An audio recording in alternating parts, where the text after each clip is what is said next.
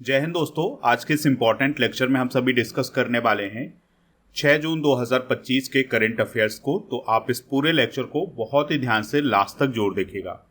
तो पहला और इम्पॉर्टेंट क्वेश्चन है, भारत सरकार ने किस वर्ष जाति जनगणना के साथ जनगणना कराने को मंजूरी दी है? आंसर हो जाएगा 2027। अब इस क्वेश्चन को समझिए कि 2027 में केंद्र सरकार के द्वारा जाति जनगणना भी कराई जाएगी और उसी के साथ जनगणना भी होगी। ठीक है, तो देखिए 2011 में पिछली जनगणना हुई थी, अब 2021 में होनी थी, लेकिन कोविड-19 के कारण ये जनगणना नहीं हो सकी थी। अब 2027 में होगी, तो जनगणना के साथ जाति जनगणना भी होने वाली है। तो दोस्तों 2027 में ये जो जनगणना होने वाली है ये डिजिटल जनगणना होगी, यानी कि इसमें मोबाइल ऐप का इस्तेमाल किया जाएगा जिसके माध्यम से डेटा को कलेक्ट किया जाएगा।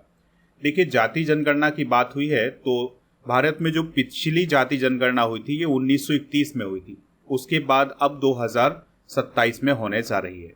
जनगणना में 2 चरण होंगे। तो जो पहला चरण होगा इसमें जनसंख्या, आयु, लिंग, शिक्षा, रोजगार और आवास की जानकारी ली जाएगी, और जो इसका दूसरा चरण होगा इसमें जाति आधारित गणना की जाएगी। ठीक है, तो इन 2 चरणों में आयोजित की जानी है 2027 की जनगणना। देखिए दोस्तों, जो 2027 में जनगणना शुरू होगी ये 1 मार्च 2027 को शुरू होगी, लेकिन 1 अक्टूबर 2026 से हिमाचल प्रदेश, उत्तराखंड, जम्मू कश्मीर और लद्दाख में ये जनगणना शुरू हो जाएगी। क्योंकि ये पहाड़ी इलाके हैं तो इनमें थोड़ा सा समय भी लगता है, तो इसलिए इन राज्यों में, इन 4 राज्यों में पहले ही जनगणना शुरू हो जाएगी। देश में पिछली जनगणना कब हुई थी? 2011 में हुई थी। दोस्तों भारत में ब्रिटिश शासन के दौरान 1872 से लेकर 1931 तक नियमित रूप से जाति आधारित जनगणना होती रही है। 1931 के बाद इसको बंद कर दिया गया था और अब 2027 में होने जा रही है। आज़ादी के बाद भारत सरकार ने एससी और एसटी के अलावा अन्य जातियों की जनगणना नहीं की थी। आखिरी बार सरकार के द्वारा 2011 में सामाजिक, आर्थिक और जाति जनगणना कराई गई थी, लेकिन इसके जो आंकड़े थे वो अभी भी जारी नहीं किए गए हैं। दोस्तों जनगणना से रिलेटेड कुछ और इम्पॉर्टेंट फैक्ट डिस्कस करते हैं। तो भारतीय संविधान के अनुच्छेद 246 के अनुसार जनगणना कराना संघ का विषय होता है। ठीक है, यानी केंद्र सरकार जनगणना करवाती है और जो केंद्रीय गृह मंत्रालय है उसके अंतर्गत ये जनगणना होती है। ब्रिटिश भारत की पहली पूर्ण जनगणना 1872 में जो वायसराय था उस समय का, मेयो, उसके काल में हुई थी। इसके बाद 1881 की जो जनगणना हुई थी वो हुई थी, उस समय का जो आयुक्त था, जनगणना आयुक्त, उसका नाम था WC प्लोडेन। ठीक है, तो उसके देखरेख में ये जनगणना हुई थी 1881 में। स्वतंत्रता के बाद पहली जनगणना हुई थी 1951 में और अंतिम हुई है अभी 2011 में। वर्ष 2011 तक भारत की 15 बार जनगणना हो चुकी है। अब 2027 में जो जनगणना होने वाली है ये 16वें नंबर की होगी, लेकिन स्वतंत्रता के बाद ये 8वें नंबर की होगी। इस बात को भी आप याद रखिएगा। देखिए 2011 की जो जनगणना हुई थी उससे रिलेटेड कुछ इंपॉर्टेंट फैक्ट आपको याद रखने होंगे, तो उनको भी आप नोट कर सकते हैं। तो जनगणना 2011 के आंकड़े के अनुसार भारत की जो कुल जनसंख्या बताई गई थी वो बताई गई थी 121 करोड़, लेकिन वर्तमान में दोस्तों 140-45 करोड़ के आसपास है और भारत दुनिया का सबसे ज़्यादा जनसंख्या वाला देश बन गया है। लिंगानुपात की बात करें तो 1000 पुरुषों पर 940 महिलाएं। साक्षरता दर कितनी बताई गई थी? 74.04%। 2001 से 2011 तक जनसंख्या वृद्धि कितनी हुई थी? 17.64% की। और दोस्तों जो कुल आबादी थी उसमें मतलब भारत की जो कुल आबादी थी उसमें 68.84 जनसंख्या ग्रामीण क्षेत्रों में और 31.16% जनसंख्या शहरी क्षेत्रों में रहती थी। सबसे अधिक आबादी वाला जो राज्य था वो था उत्तर प्रदेश, और सबसे कम आबादी वाला जो राज्य केंद्र शासित प्रदेश था वो था लक्षद्वीप। अगला क्वेश्चन है, खीचन और मेनार आर्द्रभूमि किस राज्य में स्थित हैं जिसे रामसर स्थल में शामिल किया गया है? आंसर हो जाएगा राजस्थान। ठीक है, तो ये दोनों जो वेटलैंड हैं ये राजस्थान में स्थित हैं, तो इन्हें अभी हाल ही में रामसर स्थल का दर्जा दिया गया है। इस प्रकार से अब भारत में जो रामसर स्थल हो गए हैं वो हो गए हैं 91। ठीक है, तो जो खीचन आर्द्रभूमि है यह राजस्थान के फलौदी में है और यह प्रवासी पक्षी डेमो इसेल क्रेन के लिए काफ़ी प्रसिद्ध है। मीनार आर्द्रभूमि की बात करें तो यह उदयपुर राजस्थान में है और इसे बर्ड विलेज कहा जाता है। यहाँ पर 200 से अधिक पक्षियों की प्रजातियाँ पाई जाती हैं। दोस्तों, अगर आपसे पूछा जाए कि भारत का वह कौन सा स्टेट है जहाँ पर सबसे ज़्यादा रामसर साइट हैं, तो वो है तमिलनाडु, जहाँ पर 20 रामसर साइट हैं। सबसे बड़ा रामसर साइट कौन है भारत में? सुंदरबन, जो कि पश्चिम बंगाल में है। और सबसे छोटा रामसर स्थल कौन है? रेणुका, जो कि हिमाचल प्रदेश में है। देखिए दोस्तों, यहाँ पर वेटलैंड या आर्द्रभूमि की बात हुई है, तो वेटलैंड क्या होती है? तो वेटलैंड ऐसा स्थान होता है जो पूरे वर्ष भर गीला होता है, नम होता है, पानी भरा रहता है, तो ऐसे स्थान को आर्द्रभूमि बोलते हैं। ठीक है, तो इन्हीं को बचाने के लिए एक सम्मेलन हुआ था 1971 में, और ये ईरान के रामसर शहर में हुआ था। तो ये सम्मेलन कहलाता है रामसर सम्मेलन, और इसी सम्मेलन में जो संधि हुई थी उसके तहत जिस आर्द्रभूमि को बचाया जाता है उसे रामसर स्थल बोलते हैं या रामसर साइट बोलते हैं। तो अब भारत में रामसर साइट की संख्या कितनी हो गई है? 91 हो गई है। इस पॉइंट को आप जरूर याद रखिएगा। दोस्तों, भारत रामसर संधि में कब शामिल हुआ था? 1982 में। सबसे अधिक रामसर साइट किस देश में है? यूनाइटेड किंगडम में, वहाँ पर 175 है।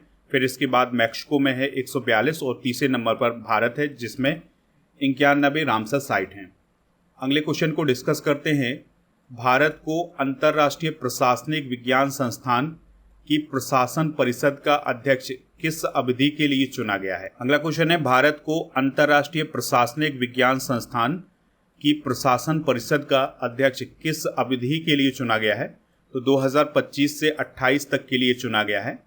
तो भारत की तरफ से जो अध्यक्षता करेंगे इसकी, वो करेंगे वी श्रीनिवास। कौन करेंगे दोस्तों? वी श्रीनिवास। तो भारत के वी श्रीनिवास को 2025 से 28 तक के कार्यकाल के लिए अंतर्राष्ट्रीय प्रशासनिक विज्ञान संस्थान की जो प्रशासन परिषद है उसका अध्यक्ष चुना गया है। बात करते हैं अंतर्राष्ट्रीय प्रशासनिक विज्ञान संस्थान की, तो इसकी स्थापना 1930 में हुई थी। ब्रसेल्स, बेल्जियम में ये स्थित है। मेंबर हैं इसके 31, और इसका उद्देश्य है वैश्विक प्रशासनिक सुधारों और सुशासन को बढ़ावा देना। और भारत 1998 में इसका सदस्य बना था। इस पॉइंट को भी आप नोट कर सकते हैं। चलिए दोस्तों, कुछ और इम्पोर्टेंट करंट अफेयर्स डिस्कस करते हैं। तो एना लेना वेरवॉक 80वें संयुक्त राष्ट्र महासभा सत्र की अध्यक्ष चुनी गई हैं। जितेंद्र मिश्रा को international centre of film for children and young people का अध्यक्ष चुना गया है। यूएई ने इंटरपोल की गवर्नेंस समिति की अध्यक्षता भी हाल ही में संभाली है। भारतीय एयरटेल के उपाध्यक्ष और एमडी गोपाल विट्ठल को global system for mobile communications association का अध्यक्ष चुना गया है। एन चंद्रशेखरन को रतन टाटा एंडोमेंट फाउंडेशन का अध्यक्ष नियुक्त किया गया है। बहादुर सिंह सागू को भारतीय एथलेटिक्स महासंघ का नया अध्यक्ष चुना गया है। ठीक है, तो ये कुछ इंपॉर्टेंट करंट अफेयर्स हैं, इन्हें आप नोट कर सकते हैं। अगले क्वेश्चन को डिस्कस करते हैं। किस राज्य में राजीव गांधी वन संवर्धन योजना शुरू की गई है? आंसर हो जाएगा हिमाचल प्रदेश। तो दोस्तों, हिमाचल प्रदेश में 2 जून 2025 को एक नई योजना शुरू की गई है जिसका नाम है राजीव गांधी वन संवर्धन योजना। इसका उद्देश्य ये है कि जो बंजर भूमि है और जो क्षतिग्रस्त वन भूमि है, यानी जहाँ पर पेड़ पौधे कम है, वहाँ पर फलदार पौधों का रोपण करना। ठीक है, तो जो फलदार पौधे हैं वो लगाए जाएंगे बंजर भूमि पर, और जो ऐसी भूमि है जहाँ पर वन नहीं है, तो ये काम किया जाना है राजीव गांधी वन संवर्धन योजना के तहत। देखिए, बात हुई है हिमाचल प्रदेश की, तो हिमाचल प्रदेश को आप यहाँ पर देख सकते हैं। ये है हिमाचल प्रदेश। कैपिटल इसकी शिमला है और धर्मशाला है। राज्यपाल हैं शिव प्रताप शुक्ल, और चीफ मिनिस्टर की बात करें तो सुखविंदर सिंह सुक्खू यहाँ के चीफ मिनिस्टर हैं। ये कांग्रेस पार्टी के हैं। विधानसभा की यहाँ पर 68 सीटें हैं। यहाँ का राज्य पशु है हिम तेंदुआ, राज्य पक्षी है जुजुराना, और लोक नृत्य की बात करें तो नटी नृत्य, डांगी नृत्य और कायांग माला नृत्य यहाँ के प्रमुख नृत्य हैं। ठीक है, अब राज्यों की कुछ प्रमुख योजनाएं भी डिस्कस कर लेते हैं। जैसे इंदिरा सौरागिरी जला विकासम योजना तेलंगाना में शुरू की गई है। बीमा सखी योजना गोवा में। प्रोजेक्ट हिफाजत पंजाब सरकार के द्वारा शुरू किया गया है। पार्थ योजना मध्य प्रदेश में शुरू की गई है। महिला समृद्धि योजना दिल्ली सरकार ने शुरू की है। मुख्यमंत्री तीर्थ दर्शन योजना हरियाणा में शुरू की गई है। मुख्यमंत्री निःशुल्क शिक्षा योजना राजस्थान में। मुख्यमंत्री उद्यमी योजना बिहार में। पंडित लक्ष्मी चंद्र कलाकार सामाजिक सम्मान योजना हरियाणा में, और राहगीर योजना भी हाल ही में मध्य प्रदेश में शुरू की गई है। अगला क्वेश्चन है राफेल फाइटर जेट की मेन बॉडी कहाँ बनाई जाएगी? आंसर हो जाएगा हैदराबाद में। ठीक है, तो दोस्तों अब भारत में राफेल फाइटर जेट की जो मेन बॉडी है वो बनाई जानी है। ठीक है, तो इसके लिए दोस्तों अभी हाल ही में टाटा ग्रुप्स और डसॉल्ट एविएशन कंपनी के बीच में समझौता हुआ है। तो इसके तहत हैदराबाद में एक मॉडर्न फैक्ट्री स्थापित की जाएगी जहां पर जो राफेल फाइटर जेट है उसकी मेन बॉडी बनाई जाएगी। और राफेल फाइटर जेट की जो मेन बॉडी है उसे फ्यूजलाज बोला जाता है। ठीक है, तो यहाँ पर फ्यूजलाज बनाया जाएगा। तो दोस्तों ऐसा पहली बार हो रहा है जब राफेल फाइटर जेट की जो मेन बॉडी है वो फ्रांस देश से बाहर बन रही है। ठीक है, और ये कहाँ बन रही है? भारत में। अभी तक ऐसा कोई भी देश नहीं है जो राफेल फाइटर जेट की मेन बॉडी बनाता हो फ्रांस के अलावा। तो अब फ्रांस बनाएगा और अब कौन बनाएगा? इंडिया बनाएगा। ठीक है, तो इंडिया में हैदराबाद में इसके लिए फैक्ट्री स्थापित की जाएगी और 2028 से भारत में राफेल फ्यूजलाज का निर्माण शुरू किया जाएगा। देखिए दोस्तों, यहाँ पर बात हुई है राफेल फाइटर जेट की। तो अभी जो ऑपरेशन सिंदूर चला था उस समय ये काफ़ी चर्चा में थे। ठीक है, तो आपको याद रखना है कि जो राफेल फाइटर जेट है यह एक मल्टी रोल फाइटर जेट है, यानी कि बहुत सारे काम करता है ये एक साथ। और इसको बनाया किसने है? तो फ्रांस की जो डसॉल्ट एविएशन कंपनी है उसने इसको तैयार किया है। यह सुपरसोनिक स्पीड, स्टील्थ तकनीक और अत्याधुनिक हथियारों से लैस होता है। इसकी जो स्पीड होती है वो होती है 1.8 मैक, यानी लगभग 2222 किलोमीटर प्रति घंटा की। इसकी जो रेंज है वो है 3700 किलोमीटर तक उड़ान भर सकता है और ये राडार से बचने की क्षमता रखता है, यानी कि ये स्टील्थ तकनीकी से लैस है, यानी कि ये राडार से बच सकता है। दिन और रात में किसी भी मौसम में ये काम करने में सक्षम है। भारतीय वायुसेना ने 36 राफेल विमान फ्रांस से खरीदे थे और इनकी जो डिलीवरी है ये 2020 से लेकर के 2022 के बीच में हुई है। अभी हाल ही में भारत ने फ्रांस से 26 मरीन राफेल फाइटर जेट खरीदने के लिए 6300 करोड़ रुपए की डील की है। यानी कि अभी भारत ने राफेल फाइटर जेट खरीदे थे, अब लेकिन नौसेना के लिए, नेवी के लिए अब भारत कौन से राफेल खरीदेगा? Marine Rafale fighter jet. अगला क्वेश्चन है अमेरिका ने कितने देशों के नागरिकों की एंट्री पर रोक लगा दी है? आंसर हो जाएगा 12 देशों। ठीक है, तो अमेरिका के जो राष्ट्रपति हैं डोनाल्ड ट्रंप, ये इस समय ऐसा कोई ना कोई काम कर ही देते हैं कि वो न्यूज में आ जाते हैं, तो वो दिन भर न्यूज में ही छाए रहते हैं। तो अब उन्होंने क्या काम किया है कि 12 देशों के नागरिकों की अमेरिका में एंट्री पर प्रतिबंध लगा दिया है। यानी कि उन्होंने 12 देशों के नाम बताए हैं और ये कहा है कि इन देशों के जो लोग हैं वो अमेरिका में एंट्री नहीं कर सकते हैं। तो राष्ट्रीय सुरक्षा और आतंकवाद को देखते हुए अमेरिका के द्वारा ये फैसला लिया गया है और ये प्रतिबंध जो है वो 9 जून 2025 से लागू हो जाएगा। अब वो कौन कौन से देश हैं जिन पर बैन लगाया गया है? तो Myanmar, Afghanistan, Haiti, Iran, Libya, Somalia और इक्वेटोरियल गिनी, कॉन्गो, यमन, चाड, सूडान और इरिट्रिया। तो इन 12 देशों पर बैन लगाया गया है। इसके अलावा 7 और देश ऐसे हैं जिन पर आंशिक प्रतिबंध लगाया गया है। तो 12 देश ये मेन हैं और 7 ऐसे हैं जिन पर कुछ शर्तों के साथ बैन लगाया गया है। इन देशों के नागरिक अब अमेरिका में यात्रा नहीं कर सकें। अगला क्वेश्चन है बांग्लादेश की अंतरिम सरकार ने नए नोटों से किस व्यक्ति की तस्वीर हटा दी है? आंसर हो जाएगा शेख मुजीबुर रहमान। तो दोस्तों अभी तक शेख मुजीबुर रहमान बांग्लादेश के राष्ट्रपिता कहलाते थे, लेकिन अभी बांग्लादेश के द्वारा ये फैसला किया गया है कि जो शेख मुजीबुर रहमान है ये बांग्लादेश के अब राष्ट्रपिता नहीं रहेंगे। उनकी फ़ोटो को भी नोट से हटा दिया गया है। ठीक है, तो पहले ऐसा नोट हुआ करता था जिसमें शेख मुजीबुर रहमान की फ़ोटो हुआ करती थी, लेकिन अब कुछ इस प्रकार से नोट दिखाई दे रहे हैं जहां पर आपको शेख मुजीबुर रहमान की पिक्चर नहीं दिखाई देगी। ठीक है, तो इस पिक्चर को हटा दिया गया है। जो पुराने नोट है उसमें कोई बदलाव नहीं किया गया है, लेकिन अब जो नए नोट आएंगे उसमें शेख मुजीबुर रहमान की कोई फ़ोटो नहीं रहेगी। तो अब उनकी फ़ोटो नहीं रहेगी तो क्या रहेगा वहाँ पर? तो यहाँ पर आपको प्राकृतिक दृश्य देखने को मिलेंगे। ठीक है, नेचुरल ब्यूटी, यहाँ पर आपको कुछ चीज़ें दिखाई देंगी। पुरातात्विक स्थल और हिंदू बौद्ध मंदिर की जो तस्वीर है वो यहाँ पर दिखाई देगी। बांग्लादेश की बात करते हैं तो पाकिस्तान से इसने स्वतंत्रता की घोषणा की थी 26 मार्च 1971 को। ढाका इसकी कैपिटल है और राष्ट्रपति हैं मोहम्मद शहाबुद्दीन, मुख्य सलाहकार हैं सरकार के मोहम्मद यूनिस, और करेंसी क्या है इसकी टका। दोस्तों अब हम जानते हैं कि वो कौन कौन से भारतीय राज्य हैं जिनकी सीमा बांग्लादेश से लगती है और कितनी लगती है। तो देखिए, भारत और बांग्लादेश की जो सीमा है, उनके बीच में जो सीमा है वो 4096 किलोमीटर की है, जिसमें सबसे ज़्यादा लगती है पश्चिम बंगाल से 2217 किलोमीटर, फिर असम से 262 किलोमीटर, त्रिपुरा से 856 किलोमीटर, मिजोरम के साथ 318 किलोमीटर और मेघालय के साथ 443 किलोमीटर की सीमा लगती है। अगला क्वेश्चन है, प्रधानमंत्री संग्रहालय और पुस्तकालय के नए निदेशक कौन बने हैं? आंसर हो जाएगा अश्वनी लोहानी। तो एयर इंडिया और रेलवे बोर्ड के पूर्व अध्यक्ष अश्वनी लोहानी को प्रधानमंत्री संग्रहालय और पुस्तकालय का निदेशक नियुक्त किया गया है। अब बात हुई है यहाँ पर प्रधानमंत्री संग्रहालय की और पुस्तकालय की। तो भारत के प्रधानमंत्रियों की विरासत को संरक्षित करने वाला यह प्रमुख संस्थान है, यानी कि जो भारत के प्रधानमंत्री हैं उनकी जो विरासत है वो प्रधानमंत्री संग्रहालय में संरक्षित है। प्रधानमंत्री नरेंद्र मोदी जी वर्तमान में इसके अध्यक्ष हैं और रक्षा मंत्री राजनाथ सिंह इसके उपाध्यक्ष हैं। और ये जो प्रधानमंत्री संग्रहालय और पुस्तकालय है, यह 3 मूर्ति भवन नई दिल्ली में स्थित है। दोस्तों हाल ही में की गई कुछ महत्वपूर्ण नियुक्तियां डिस्कस करते हैं।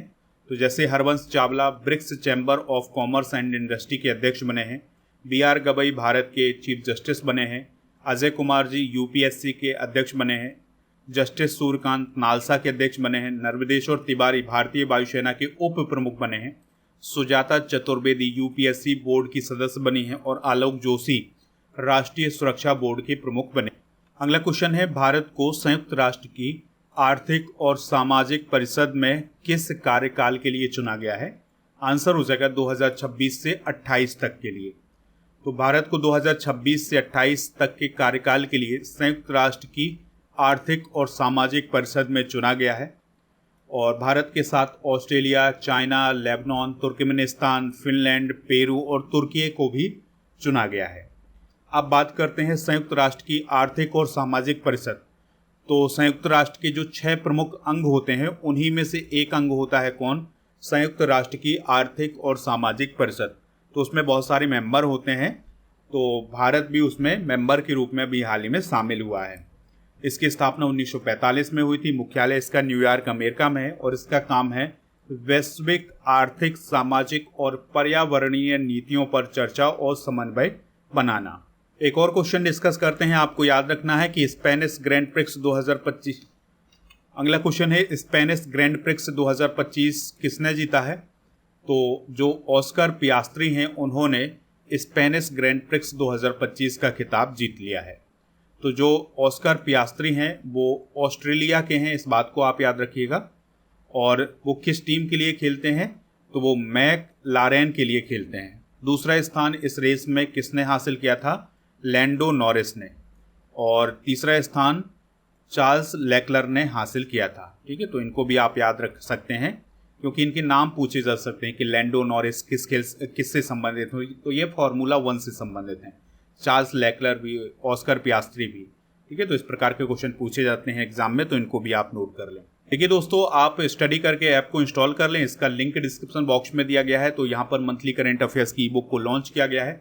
तो मई 2025 की जो ई बुक है वो आपको मिल जाएगी ऐप पर, हिंदी इंग्लिश दोनों मीडियम में। तो इसमें सभी टॉपिक कवर किए गए हैं जो कि आपके एग्जाम के लिए बहुत ही इंपॉर्टेंट हैं। और दोस्तों आप स्टडी करके ऐप को जब इंस्टॉल करेंगे तो जो कोर्स एंड PDF वाला ऑप्शन है, यहाँ पर आपको राजा गुप्ता सर का जो अर्जुन GS फाउंडेशन बैच है ये मिल जाएगा। अगर आप इस बैच को ज्वाइन करना चाहते हैं तो उसके लिए कूपन कोड यूज करें अर्जुन 500, तो आपको इस कोर्स में छूट मिल जाएगी। इस कोर्स की वैलिडिटी होगी 2 साल की। इसके अलावा ऐप पर GK GS foundation complete online batch भी मिल जाएगा, तो इस बैच को भी आप ज्वाइन कर सकते। दोस्तों कल के करंट अफेयर्स को भी रिवाइज कर लेते हैं। तो IPL 2025 किसने जीता है? RCB। विश्व पर्यावरण दिवस कब मनाया गया है? 5 जून। ली जे म्यूंग किस देश के राष्ट्रपति बने हैं? South Korea. और उत्तर प्रदेश सरकार ने पुलिस में अग्निवीरों को कितने प्रतिशत रिजर्वेशन दिया है? 20। लेफ्टिनेंट कमांडर यशस्वी सोलंकी को हाल ही में किस पद पर नियुक्त किया गया है? तो ये राष्ट्रपति की पहली महिला ADC बनी है। और किस कंपनी ने माइक्रोसॉफ्ट को पछाड़कर दुनिया की सबसे वैल्यूएबल कंपनी का खिताब हासिल किया है? एनवीडिया। कुमराम भीम संरक्षण रिजर्व किस राज्य में अधिसूचित किया गया? तेलंगाना। ग्लोबल लीडरशिप अवार्ड 2025 किसे मिला है? कुमार मंगलम बिरला। और अंग्रेजी के अलावा किस भाषा या भाषाओं को केंद्र शासित प्रदेश लद्दाख की आधिकारिक भाषा बनाया गया है? हिंदी, उर्दू, भोटी और पुर्गी। उलान बटार ओपन 2025 कुश्ती रैंकिंग सीरीज की मेजबानी किस देश ने की है? मंगोलिया। आज के जनरल नॉलेज के पिटारे में भारतीय संविधान की जो अनुसूचियां हैं वो डिस्कस करेंगे।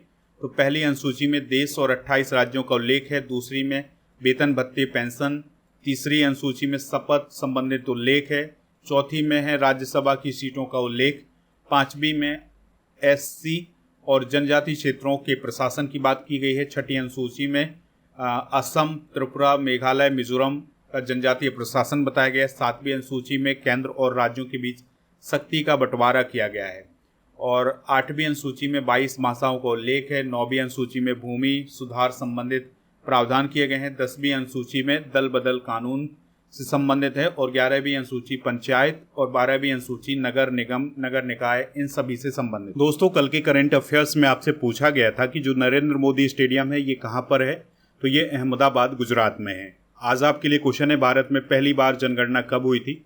जो भी इसका राइट आंसर हो कमेंट बॉक्स में आप हमें ज़रूर बताएं और आप स्टडी करके ऐप को इंस्टॉल कर लें तो यहाँ पर मंथली करंट अफेयर्स की बुक और आपको ये जो स्क्रीन पर ये बुक दिखाई दे रही ये भी मिल जाएंगी। इसके अलावा ऐप पर एक स्पेशल ऑफर चल रहा है जिसमें आपको 2025 की जो मंथली करंट अफेयर्स की बुक है उसका पैकेज मिल जाएगा 199 रुपये में और इसके लिए कूपन कोड यूज करना है पैकेज 100। 2024 की ई बुक भी आपको इसी कूपन कोड के साथ मिल जाएंगी।